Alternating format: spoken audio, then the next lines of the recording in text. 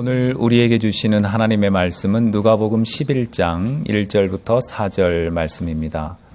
예수께서 한 곳에서 기도하시고 마치심에 제자 중 하나가 여짜오되 주여 요한이 자기 제자들에게 기도를 가르친 것과 같이 우리에게도 가르쳐 주옵소서. 예수께서 이르시되 너희는 기도할 때에 이렇게 하라. 아버지여 이름이 거룩히 여김을 받으시오며 나라가 임하시오며 우리에게 날마다 일용할 양식을 주시옵고 우리가 우리에게 죄 지은 모든 사람을 용서하오니 우리 죄도 사하여 주시옵고 우리를 시험에 들게 하지 마시옵소서 하라. 아멘. 먼저 한 가지 공지사항 알려드리겠습니다. 예전에 말씀드린 바와 같이 12월부터 주일 예배 말씀은 첫째 주에서 셋째 주까지는 영성 담당인 제가 전하고 넷째 주일은 목회 행정 담당인 김광욱 목사님이 전하고 그리고 다섯 번째 주일은 대외 담당인 김영준 목사님과 교회학교 담당인 이영남 목사님이 번갈아서 전하도록 하겠습니다. 저희 공동 담임 목사 4명을 위해서 기도해 주시기 바랍니다. 교회를 오랫동안 다니게 되면 종종 듣는 말과 하는 말 가운데 하나가 시험에 들었다입니다. 그런데 의외로 시험이라는 말의 정확한 의미를 아는 사람은 그렇게 많지 않습니다. 흔히 어떤 상황이나 어떤 말이 자신의 마음을 불편하게 하거나 힘들게 만들어 평소에 하던 성경 읽기와 기도 생활을 하기 싫게 만들거나 주일이 되어서도 특별한 이유가 없음에도 예배를 예배당에서 드리지 아니하고 인터넷 방송을 통해서 실시간으로 보며 드리거나 혼자서 예배를 드리곤 할 때에 시험에 들었다라고 표현하곤 합니다. 우리가 주일 예배에서 부르는 찬송을 선정할 때에 설교 후에 부르는 찬송은 그날 설교의 내용과 주제에 적합한 것을 찾아서 부르지만 기도 인도 전에 부르는 찬송과 성경 봉독 전에 부르는 찬송은 찬송가를 몇 개의 군으로 나누어서 순서대로 부릅니다. 찬송가에는 가사는 동일하지만 곡조가 다른 노래도 있고 또 가사는 다르지만 곡조가 같은 노래도 있습니다. 찬송가 36장과 37장의 가사가 모두 주 예수 이름 높이여 다 찬양하여라 라고 시작되지만 곡조는 다릅니다.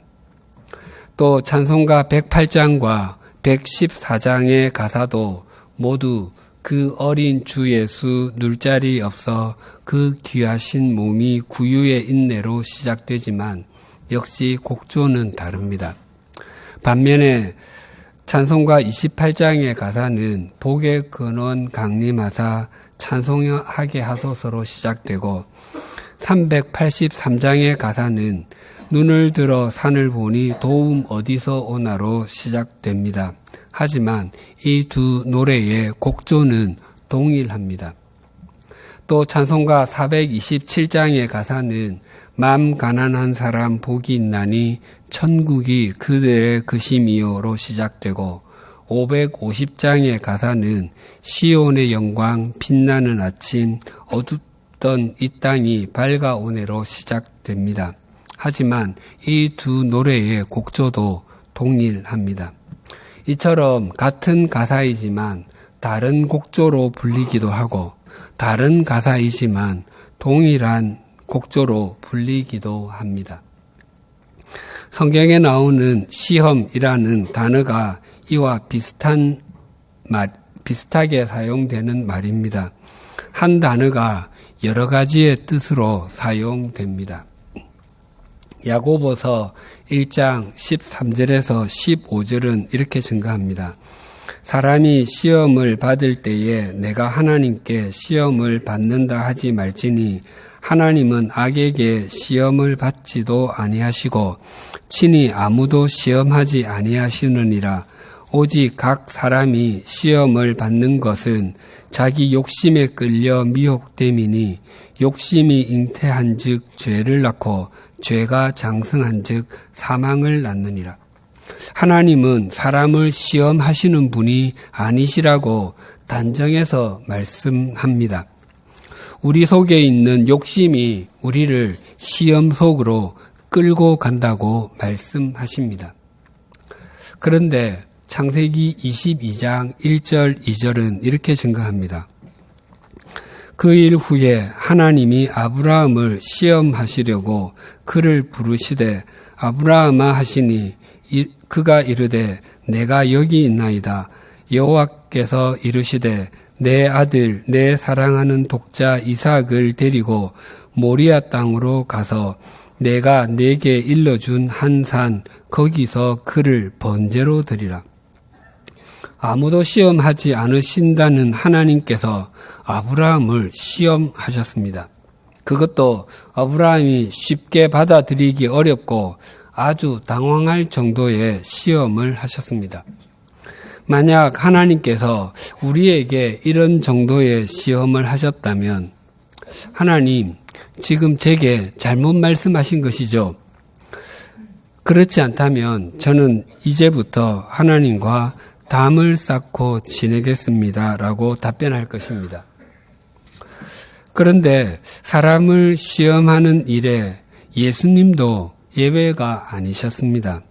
예수님께서 행하신 여러 가지 표적들 가운데서 사복음서에 모두 등장하는 유일한 것이 빵 5개와 물고기 2마리로 5,000명을 먹이신 일입니다. 그 일을 행하시기 전에 예수님께서 제자 빌립에게 하셨던 말을 요한복음 6장 5절 6절은 이렇게 증거합니다. 예수께서 눈을 들어 큰 무리가 자기에게로 오는 것을 보시고 빌립에게 이르시되 우리가 어디서 떡을 사서 이 사람들을 먹이겠느냐 하시니 이렇게 말씀하심은 친히 어떻게 하실지를 아시고 빌립을 시험하고자 하심이라. 예수님께서도 빌립을 시험하셨습니다. 빌립에게 수천 명의 사람들을 먹일 실력이 없다는 것을 뻔히 아시면서도 슬쩍 이런 말씀을 던진 것입니다. 이처럼 시험이 여러 가지 단어로 쓰이는 것은 그 의미가 한 가지만이 아니기 때문입니다. 시험을 헬라어로 페이라스모스라고 하는데 그 의미가 유혹, 시련, 시험, 실험 등으로 사용이 되었습니다. 우리가 대표적으로 알고 있는 뜻이 유혹과 시험, 테스트입니다. 그래서 마귀가 우리에게 하는 것이면 유혹이 되고 하나님께서 우리에게 하는 것이면 시험, 테스트가 된다라고 말하기도 합니다. 그런데 시험의 가장 기본적인 의미는 무엇을 확인하는 것입니다. 그것이 하나님께로부터 오는 것이든 마귀로부터 오는 것이든 우리가 어떤 상태에 있는지 우리의 수준이 어느 정도인지를 확인하는 것입니다. 그래서 시험이라는 단어를 떠올리면 리트머스 시험지가 연상됩니다. 붉은색 리트머스 종이를 염기성, 즉 알칼리성 용액에 담그면 파란색으로 변하고 파란색 리트머스 종이를 산성 용액에 담그면 붉은색으로 변하는 것입니다. 만약 하나님을 전혀 모르는 사람을 100% 산성이라고 하고 하나님께서 가장 원하시는 모습의 사람을 100% 염기성이라고 한다면 우리의 수준이 어느 정도인지 우리가 어느 정도 하나님의 사람으로 바뀌었는지를 확인하기 위해서 하나님께서는 하나님의 리트머스 시험지를 우리의 인생에 담그십니다. 그래서 우리가 하나님께서 원하시는 모습, 산성 100%에서 연기성 100%가 될 때까지 우리를 인도해 가실 것입니다. 그러니까 하나님께서는 우리가 어느 정도로 하나님의 사람이 되었는지를 확인시켜 주시기 위해서 시험이라는 도구를 사용하시고, 마귀는 우리가 얼마나 하나님과 멀어져 있는지, 자기가 좌지우지할 수 있는지 확인하기 위해서 시험이라는 도구를 사용합니다. 예수님께서 기도하시는 모습을 본 제자들이 예수님께 기도를 가르쳐 주시기를 요청하였을 때 예수님께서 가르쳐 주신 것이 주님의 기도입니다. 그 주님의 기도의 마지막 부분을 오늘 본문 4절 하반절이 이렇게 증거합니다. 우리를 시험에 들게 하지 마시옵소서 하라. 여기서 말하는 시험은 두말할 필요도 없이 마귀가 우리를 하나님으로부터 격리시키고 우리를 자기 마음대로 조정하려는 계획입니다. 그래서 우리가 어떤 상태에 있든지 또 어느 수준에 있든지 우리를 시험에 들게 하는 상황이 있다는 것을 잊지 않아야 합니다. 우리 사람이 만물의 영장이라고 말하지만 그것은 다른 동식물에 비해서 그렇다는 것이지, 동식물과 사람이 하나님 앞에서 피조물인 것은 동일합니다. 그래서 시험에서 제외된 사람은 아무도 없습니다. 욥은 동방 사람 가운데서 가장 훌륭한 사람이며 온전하고 정직하며 하나님을 경외할 뿐만 아니라 악에서 떠난 사람이라고 성경이 증언합니다. 사탄은 그런 그를 가만두지 않았습니다. 사탄은 하나님의 존전으로 나아가서 욥이 가진 것이 많아서 그리고 그의 몸이 건강해서 하나님을 경외한다고 참소했습니다. 그래서 욥은 하루아침에 모든 재산을 잃었을 뿐만 아니라 7남 3녀의 10명의 자녀들을 한꺼번에 잃었습니다. 그리고 그의 몸에는 악성 종기가 가득하여 손으로는 아무리 긁어도 그 가려움을 해결할 수가 없어서 질그릇 조각으로 몸을 긁어야 할 지경이었습니다. 욥을 더욱 고통스럽게 만들었던 것은 그런 엄청난 일을 겪고서도 자신이 왜 그런 일을 당했는지 알지 못했다는 것입니다. 또 예수님의 제자 베드로는 예수님을 향해 주는 그리스도시요 살아계신 하나님의 아들이시니이다 라고 고백했습니다. 그 고백을 들으신 예수님께서는 그것을 알게 하신 분은 사람이 아니라 하늘에 계신 나의 아버지시라며 그 반석 같은 고백 위에 내 교회를 세우겠다고 말씀하셨습니다. 그 후에 예수님께서는 제자들에게 자신이 예루살렘으로 올라가면 장로들과 대제사장들과 율법학자들에게 고난을 받고 죽임을 당하게 될 것이지만 제3일에 살아나실 것을 말씀하셨습니다. 그때 베드로는 주님을 꼭 붙잡고서 주님 안 됩니다. 절대 그런 일이 주님께 일어나서는 안 됩니다. 라며 항의하였습니다. 그러나 예수님께서는 그 베드로를 향해서 사탄아 내 뒤로 물러가라. 너는 나에게 걸림돌이다. 너는 하나님의 일을 생각하지 않고 사람의 일만 생각하는구나 라고 말씀하셨습니다. 사탄은 제자 베드로마저도 가만히 두지 않았습니다. 아무리 선하게 살아도 또 아무리 많은 것을 가져도 심지어 아무리 영적인 일을 하여도 시험에서 예외인 사람은 아무도 없습니다.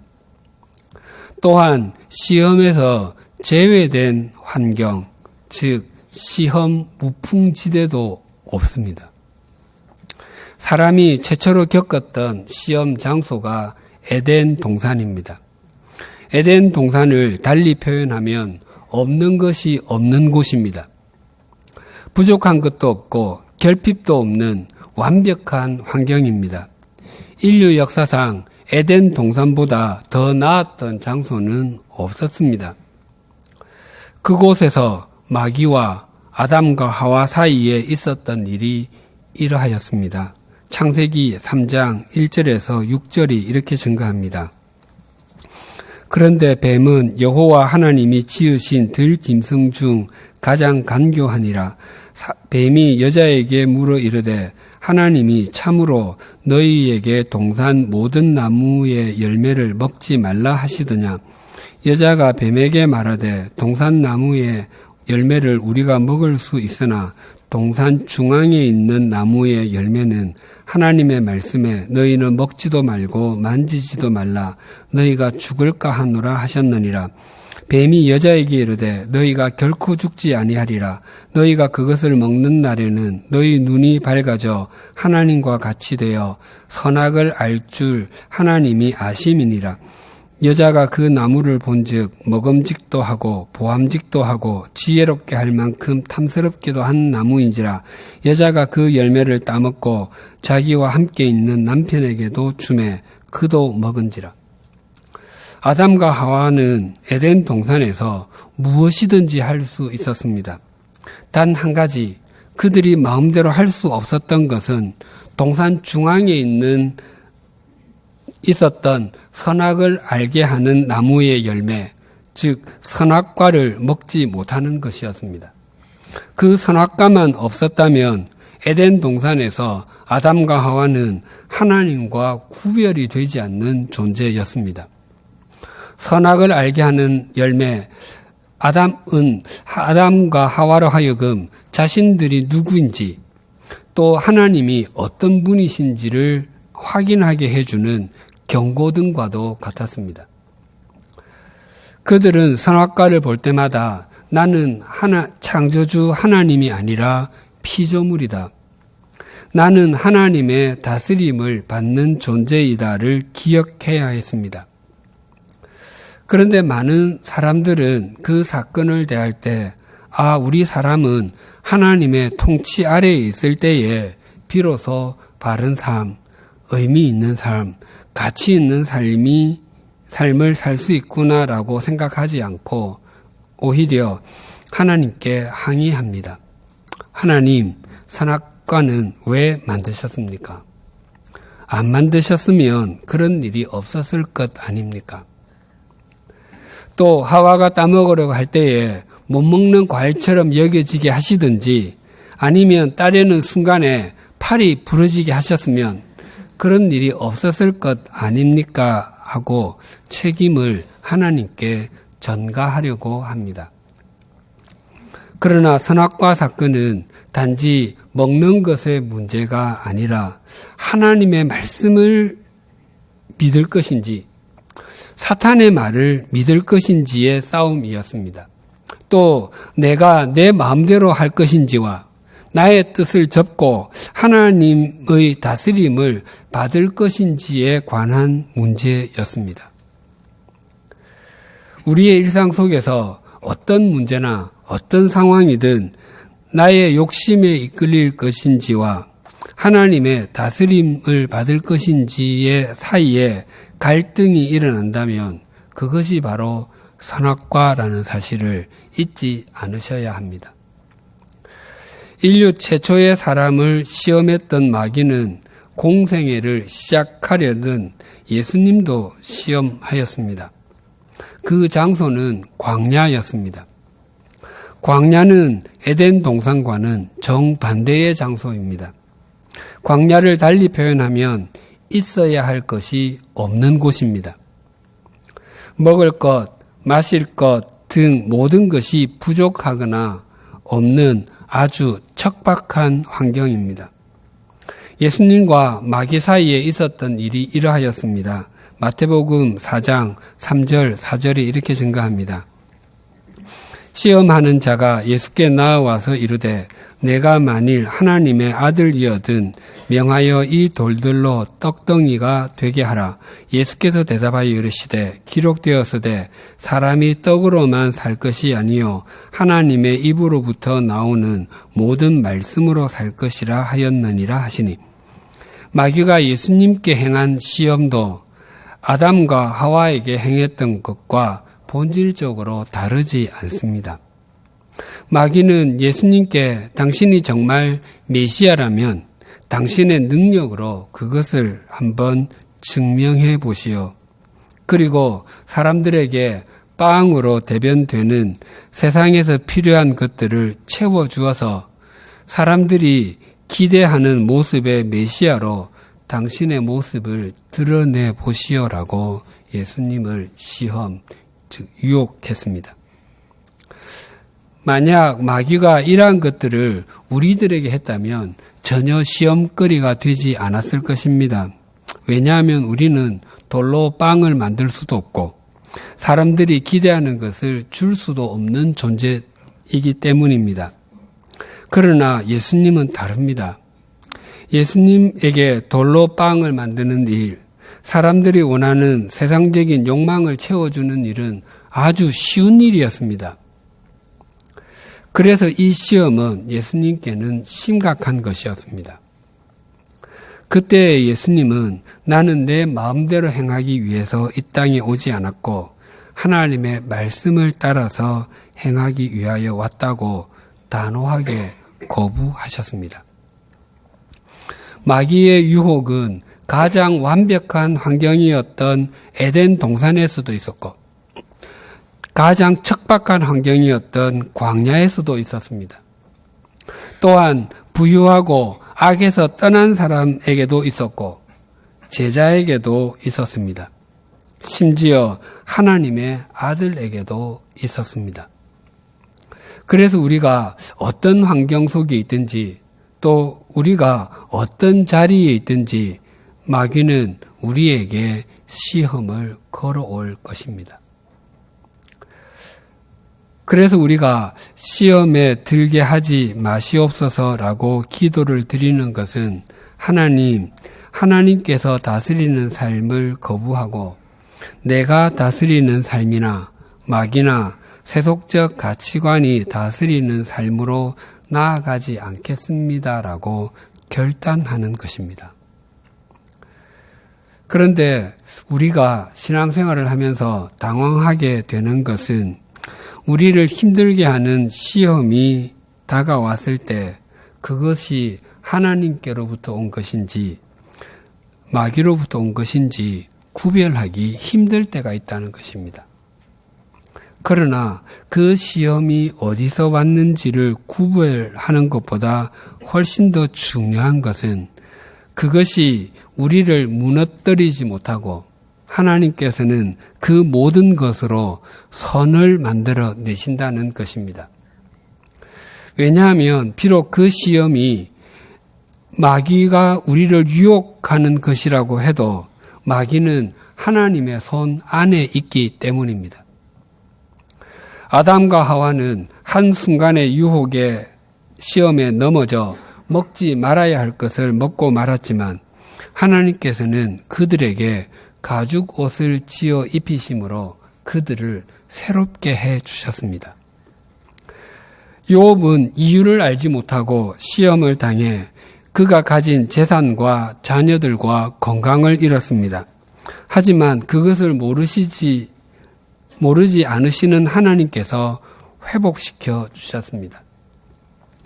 베드로는 순간적으로 사탄의 충동질로 예수님의 십자가 지심을 막으려고 하는 어처구니 없는 말을 내뱉었습니다.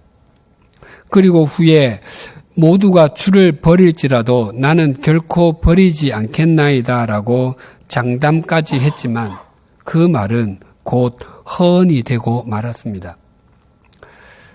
깊은 자괴감이라는 시험에 빠져 있을 때 예수님께서는 닭 울음 소리를 통해서 베드로 자신의 실상을 보여주셨을 뿐만 아니라 갈릴리까지 찾아가셔서 그를 세워주심으로 그는 그의 남은 생 전부를 주님을 위해 살 수 있었습니다. 그래서 우리가 소망을 가지고 시험에 들게 하지 마시옵소서라고 기도를 드릴 수 있는 것은 우리에게 연약함이 있고 또 우리에게 실수가 있고 허물이 있을지라도 우리가 하나님의 다스림을 받기를 결단할 때에 하나님께서 우리를 인도하여 주시고 우리를 영원히 책임져 주실 것이기 때문입니다. 이제 우리 100주년 기념교회에 공동 담임 목사 제도가 시작되었습니다. 작년 5월에 이재철 목사님께서 우리 교회가 4명의 공동 담임 목사 제도를 실시하게 된 것은 한 명의 제왕적인 담임 목사에 의해서 교회가 좌지우지 되던 시대는 끝났다고 믿기 때문이라고 하셨습니다. 제왕적인 한 사람의 담임 목사가 기업 총수처럼 행동하면 그 교회는 기업으로 전락하고 자신의 정치적인 성향을 내세우면 교회는 정치 집단이 되고 돈이나 이성, 명예 등의 욕망에 빠지면 교회는 분란에 휩싸여 그 피해는 고스란히 교인들의 몫이 되기 마련입니다. 그래서 저희 4명의 공동 담임은 우리 교회를 하나님이 주어가 되시고 교인들은 동사가 되는 교회로 서로 밑가지로 섬기는 교회로 나아가는데 진력을 다할 것입니다. 그리고 우리 교회의 소명으로 주신 한국 기독교가 200주년을 향해 가는 길에 길닦기의 역할을 수행하는 일에도 매진할 것입니다. 하지만 저희들은 저희가 얼마나 약하고 부족한 사람들인지 잘 알고 있습니다. 저희들을 위해서 많이 기도해 주십시오. 3주 전 주일 아침의 일입니다. 8시 10분경에 교회에 도착하여 이재철 목사님께서 쓰시던 홍보관 4층 사무실로 들어갔습니다. 주일 아침에 사무실은 미리 난방을 켜놓은 상태이기 때문에 따뜻합니다. 그날 문을 열고 들어갔는데 마치 그 방안이 끝없이 펼쳐진 광야와 같이 느껴졌습니다. 난방을 켜놓았음에도 마치 거친 바람이 불어오는 것 같았습니다. 그리고 그 광야 한중간에 서 있는 느낌이었습니다.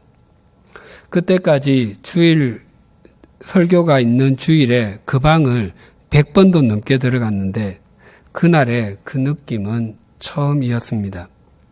그 전날은 이재철 목사님께서 거창으로 이사하신 날입니다.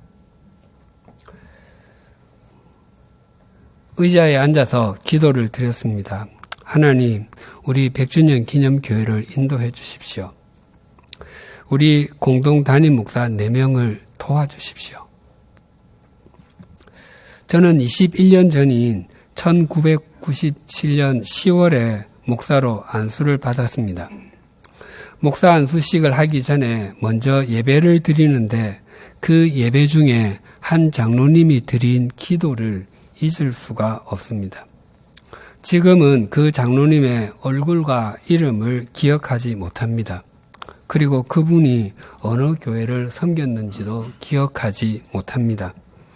그러나 그날 그분이 드린 기도는 제 뇌리에 선명하게 남아 있습니다. 그분의 기도는 마치 하나님께서 제게 말씀하시는 것 같이 들렸습니다. 저는 그분이 하나님 오늘 안수받는 이분들이 능력 있는 종이 되게 해주시고 평생 주의 일을 많이 하는 목사가 되게 해주십시오라고 기도하리라 생각했습니다. 아니면 겸손하게 하나님을 섬기는 목사가 되게 해주십시오라고 기도할 것이라 예상했습니다. 그러나 그날 그분은 4가지의 기도를 하셨습니다. 첫째가 하나님 오늘 안수를 받는 이분들이 변하지 않게 해주십시오 였습니다. 그분이 보시기에 여러 목회자들이 안수를 받을 때에 갖고 있던 마음가짐이 세월이 지나면서 많이 변하는 것을 보셨기 때문일 것입니다. 변하지 않게 해주십시오를 더 정확하게 표현하면 변질되지 않게 해주십시오일 것입니다. 제가 목사 안수를 받은 이후로 지금까지 참 많이 들었던 말 가운데 하나가 목사님 변하지 마세요 였습니다. 우리는 변질되지 않아야 하지만 변해야 합니다. 우리 속에 그리스도의 형상이 이루어질 때까지 우리는 성숙해 가야 합니다. 그것이 주님께서 원하시는 모습이기 때문입니다. 두 번째로 그분이 기도하신 것은 이분들이 세상을 사랑하지 않게 해 주십시오 였습니다. 그분이 보시기에 여러 목회자들이 하나님을 사랑하기보다 세상을 더 사랑한다고 느꼈기 때문일 것입니다. 그것도 제 가슴에 새겼습니다. 그래서 제가 설교를 할 때나 기도를 드릴 때에 세속적 가치관을 따라서 살지 않게 해 주십시오라고 그러한 표현을 자주 쓰곤 합니다. 세속적 가치관이 우리의 삶을 잠식하면 우리는 더 이상 바른 그리스도인의 삶을 사는 것은 불가능하게 됩니다. 세 번째가 이분들이 게으르지 않게 해주십시오 였습니다. 그분이 주님의 일에 성실하지 못한 여러 목회자들을 보았기 때문일 것입니다. 그래서 종종 하나님 제가 늘 깨어있게 하시고 한평생 주님께 쓰임을 받는 은총을 누리게 해주십시오라고 기도드리곤 합니다. 마지막은 이분들이 사람을 차별하지 않게 해주십시오라고 기도하셨습니다. 그분이 보시기에 목회자들도 사람들 편애하는구나라고 느끼셨던 것 같습니다. 그래서 제 마음에 두고 있는 것 중에 하나가 사람들과의 거리를 동등하게 유지하는 것입니다. 그날의 그 기도를 하나님께서 제게 하시는 말씀으로 들었습니다. 한조야 변질되지 마라. 세상을 따라 살지 마라. 게으르지 마라. 사람을 차별하지 마라. 우리 4명의 공동 담임 목사가 이와 같은 초심을 잃지 않고 끝까지 나아갈 수 있도록 기도해 주십시오. 또한 우리 모두가 주어가 되시는 하나님의 다스림을 소망하며 마음과 정성을 다하여 심어주신 삶의 자리에서 하나님과 하나님의 말씀을 따라 순종하는 동사의 삶을 살아갈 때에 아무리 많은 시험과 시련이 있을지라도 합력해서 선을 이루시는 하나님으로 인해서 우리 교회는 날이 갈수록 더욱더 교회다워질 것입니다. 그리고 공동 담임 목사 제도는 한국 교회가 미래로 가는 길 위에 서 있는 하나의 이정표가 되며 눈 내린 길 위를 먼저 걷는 발자국이 될 것입니다.